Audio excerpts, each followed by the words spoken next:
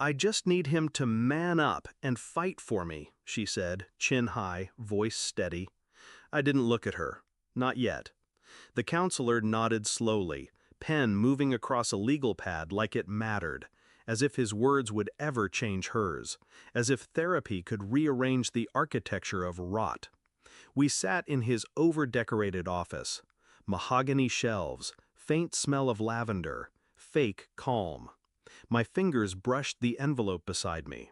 The photos inside weren't new, but this was the moment I brought them into the light. Her voice cut again, sharp and calculated. "Do something," she snapped. "Be a man."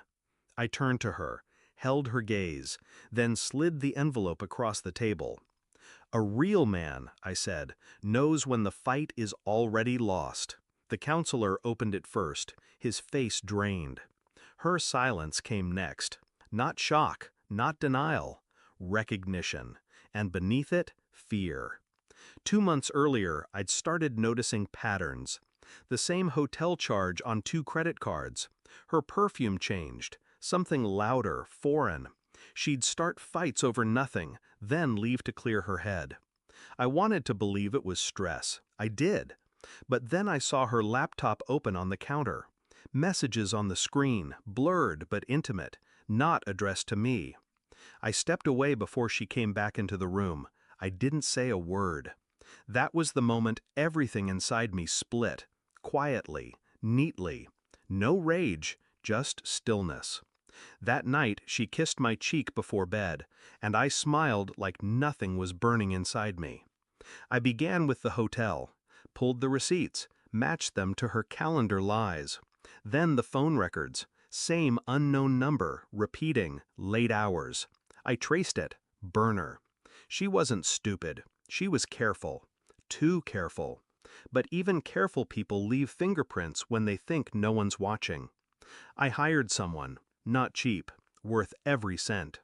2 weeks later, I had photos. Parking lot embraces, a hand sliding over her back.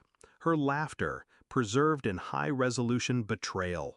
And him, the coworker who'd shaken my hand at last year's Christmas party like I was nothing but the duller brother in the room.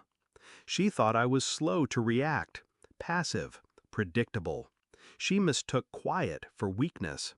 But I was building, waiting, not for a fight, for precision.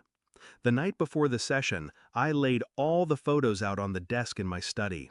I studied her in each one, her posture, her eyes. There was no guilt, only hunger. She hadn't slipped, she'd chosen, and I'd chosen too, to end it clean. At the session, I watched her fill the air with dramatics, how I'd stopped trying, how I was emotionally absent. The counselor nodded along, already pulled into her orbit. And then the envelope, sealed, heavy, final. When he saw the first photo, he blinked hard, shifted in his seat. When she reached for them and saw the angle of the shot, her breath caught. She didn't speak, didn't cry, just stared, as if seeing herself for the first time from the outside. "I already spoke to a lawyer," I said, folding my hands, calm, still. She opened her mouth, closed it. I continued. "The house is in my name. You'll receive a temporary living stipend per the prenup. You have 14 days to vacate." She looked at the counselor like he could save her. He didn't speak, couldn't. The damage wasn't loud, it was surgical. Because I didn't yell, I didn't accuse, I didn't beg. That's what she expected. She wanted a scene, a storm, something to play victim to. But I left her no stage, no audience, only a mirror. I stood, straightened my jacket, and looked at her one last time. "I did," I said, then paused. "You just never noticed." I didn't look back as I walked out of the building, not at her, not at the counselor's pale face.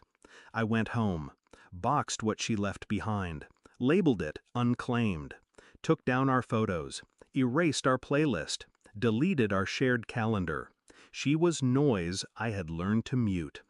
I slept that night for the first time in months, not because it was over, but because I ended it my way, without chaos, without compromise, without her. Sometimes silence isn't surrender, it's the sound of a blade sliding clean through.